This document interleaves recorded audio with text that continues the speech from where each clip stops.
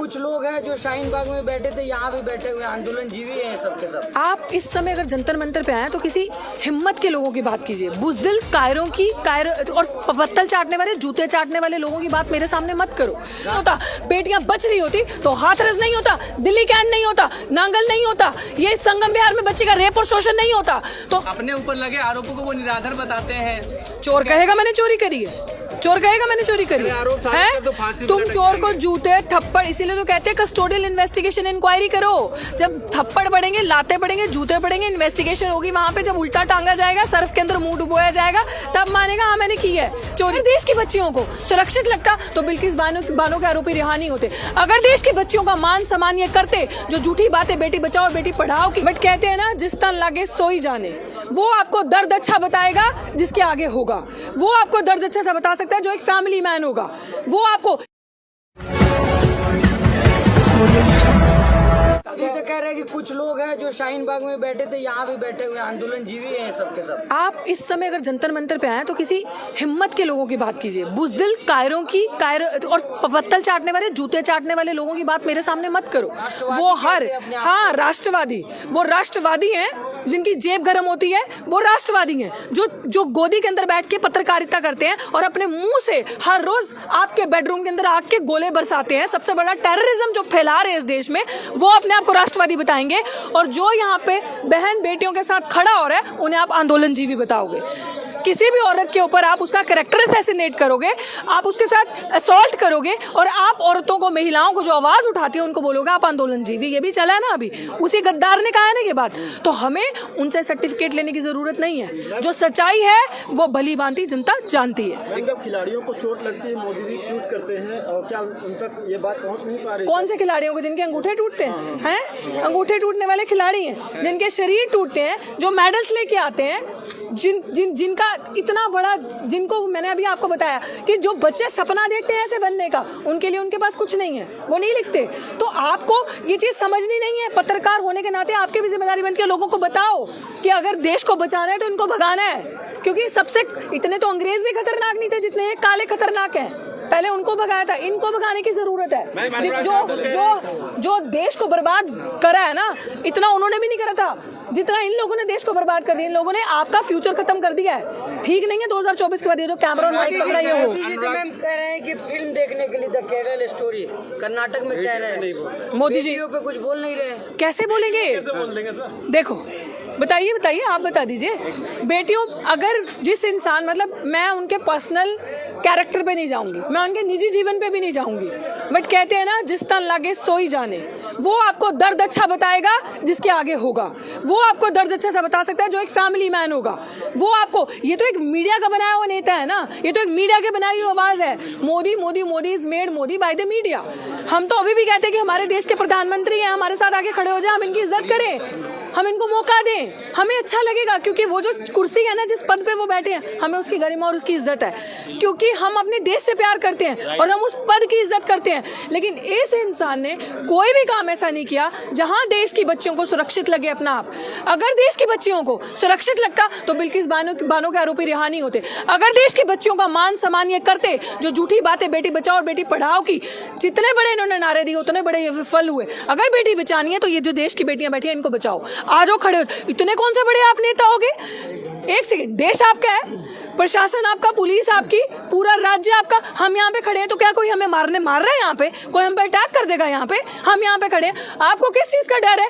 आप इतने बड़े कौन से नेता होगे कि आप जमीन पे आके इस देश में मिट्टी में ही जाएगा ना अल्टीमेटली ये शरीर। तो आओ बैठो इन पहलवानों के साथ, क्यों नहीं निकलते आप अपने बड़े बड़े कमरों से?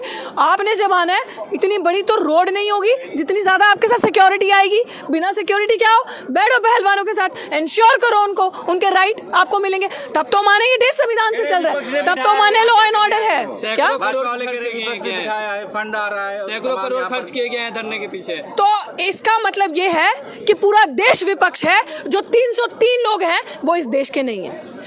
303 लोग जो हैं, 303 की जो संख्या है, जो संसद के अंदर बैठी है, तो इसका मतलब वो देश नहीं है, क्योंकि पूरा देश सड़कों पे है, पूरा देश विपक्ष है। क्योंकि पूरा देश, पूरा फोगाट परिवार कह रहे हैं, बाकी खिलाड़ी कह रहे हैं ब्रजभूषण की हमारे साथ हैं, जिस दिन कहोगे हम यहाँ पर बुला लेंगे। कहने वाला तो कहेगा, लेकिन आपकी नजरें हैं आंखें हैं? इन पत्रकार महोदय पे करिए जरा कैमरा पैन। आंखें हैं? तो मीडिया में देखा, यूट्यूब में देखा, वो बयान दे रहे कवर हैं ना? किया ना आपने? बयान तो दे रहे हैं ना? बयान दे रहे हैं, हाँ, तो बयान से क्या? तो आपने मीडिया में, यहाँ बताइए, इस मीडिया ने, एक सेकंड, तो वो मैं जान सकती हूँ कि उसको वो पर्सनल जाने, क्या पता उनकी जेबें कैसे गर्म हो रही हो पार्टी से। जब आप सवाल तो ये उठ रहा है एग्जैक्टली कि उनकी बहन यहाँ नहीं दलाली करने, एग्जैक्टली दलाली करने वाले का कुछ नहीं है, कोई उनका स्टेचर और स्टैंड नहीं होता। जिसके मुंह में आवाज है, जो देशवासी है, जो देश से प्यार करता है, वो यहाँ पे होगा। मैं आपको सीधी सी बात बता रही हूँ, क्योंकि सिर्फ आज की जो आवाज है, चाहे वो बेरोजगार है, युवा है, पीड़ित है, शोषित है, छोटी जात का, छोटे वर्ग का है, किसी भी कम्युनिटी का इंसान है, वो एक देश बना रहा है। तो अगर आप विपक्ष कह रहे हैं, तो आप विपक्ष वर्सेस अगर सरकार कर रहे हैं, तो अगर आपको ये चीज सोचनी पड़ेगी कि पूरी आबादी एक तरफ, और पूरी आबादी में से भारत की सिर्फ 303 लोग निकाल दीजिए, पूरा देश सड़कों पे और पूरा देश जंतर मंतर पे आने के लिए तैयार है। ये एक पढ़े लिखे युवा की आवाज है। अनुराग ठाकुर कह रहे हैं आप लोग घर जाइए, हम जांच कर रहे हैं, कर दीजिए। ऐसे तो काला धन भी आ गया होगा वापस, ऐसे तो 15 लाख भी आपके अकाउंट में वापस आ गए होंगे, ऐसे तो कहीं बहन बेटी सुरक्षित नहीं है। ऐसे 10 बजे के बाद बेटी, आपकी बहन जाती है 10 बजे के बाद बाहर अकेले, आप जाने देते हैं बहन को? तो ऐसे तो बड़ी बड़ी बातें बहुत करी, ऐसे तो बेटियां पता नहीं कितनी बच गई। बेटी बच रही होती, बेटी पढ़ रही होती, तो शिक्षा इतनी महंगी नहीं होती। हर गरीब की बच्ची बाहर सड़क पे सिग्नल पे रुकते हो, देखते हो छोटी छोटी बच्चियां गाड़ी साफ करती हैं, भीख मांग रही होती हैं। अगर बेटियां पढ़ रही होती, अच्छी व्यवस्थाएं होती, तो ये हाल नहीं होता। बेटियां बच रही होती तो हाथरस नहीं होता, दिल्ली कैंट नहीं होता, नांगल नहीं होता, ये संगम विहार में बच्चे का रेप और शोषण नहीं होता। तो हमसे अच्छा कोई नहीं जानता इस चीज को। और कुछ लोग देखो, अब जो आने वाली तुम लोगों के बच्चे होंगे ना, जो उन लोगों के लिए तुम शिक्षा अफोर्ड नहीं कर सकते। तुम क्या, हम भी नहीं कर सकते, हम पढ़ गए। अब जो जिस तरीके से शिक्षा का निजीकरण हुआ है ना, यूनिवर्सिटीज का निजीकरण हुआ है, 3 महीने में 3 लाख फीस कौन देगा रे? जब आप महीने में 20,000 सैलरी नहीं लेते, तो 3 महीने में 3 लाख फीस दे दोगे? ये हुआ है निजीकरण का। तो इस तरीके से बेटी पढ़ेगी, सिर्फ उन्हीं के बच्चे पढ़ेंगे जिनके पास ये होगा, बाकी कोई पढ़ेगा नहीं। एक सेकंड, मेरी बात कंप्लीट होने दीजिए। क्यों? क्योंकि हम लोगों को, जिनको आंदोलन जीवी कहा जाता है, हम लोग जो आवाज उठाते हैं, कुछ ही है गिनती में, ये कुछ ही मिलेंगे आपको, मुट्ठी भर भी नहीं होंगे, कुछ ही उंगली पे गिनतियां कर लोगे। एक सेकंड भाई साहब, बात तो करने दीजिए। ये कुछ ही लोग मिलेंगे आपको गिनती करने के। तो हम लोगों जैसे आबादी और ना हो जाए, करो शिक्षा को महंगी। क्योंकि अगर साला पढ़ गए, शिक्षा प्राप्त कर ली, तो ऐसे आवाज उठाएंगे, हमारी चलाकियां पकड़ेंगे, पूरे देश को जागरूक करेंगे। फटाफट से शिक्षा को बेचा, ताकि इस तरीके की आवाज ना बचे। और भैया मुझे बताओ, क्यों ना करें आंदोलन? 2014 के बाद हमारे पास विकल्प ही क्या बचा? सब चीजें तो बिक गई। तो आंदोलन नहीं करेंगे, सड़कों पे नहीं बैठेंगे, स्कूल में तो जा नहीं सकते, यूनिवर्सिटीज में तो जा नहीं सकते, पढ़ नहीं सकते, शिक्षा महंगी है। इंटरव्यूज में भर्ती उनकी हो रही है, एक्सटर्नल्स उनकी भर्ती करें जिनका नाम ऊपर से लिखा आ रहा है, जिनके पैसे आ रहे हैं ऊपर से लिखा आ रहा है। एक अभी दिल्ली विश्वविद्यालय के टीचर ने सुसाइड कर ली, ये हाल हो रहा है। तो आप मुझे बताओ, जो इंसान सच्चा है, काबिल है, देश से प्यार करता है, देशवासी, वो सड़कों पे नहीं जाएगा, कहाँ जाएगा? और सड़क पे जाना अधिकार, right to protest, my constitutional guarantees me that right. इनकी औकात नहीं है, ये प्रेशराइज कर सकते हैं, ये हमें उठा नहीं सकते, ये हमसे धक्का नहीं कर सकते, क्योंकि ये मेरा देश है, ये मेरी आवाज है, ये मुझे मेरे संविधान ने दी है, मैं उठा सकती हूँ उस आवाज को, तो ये मेरा राइट है। सो मैं पढ़ी लिखी युवा हूँ और मुझे पता है मेरे हक हकूक क्या है और मुझे क्या करना है। और अल्टीमेटम दिया गया है।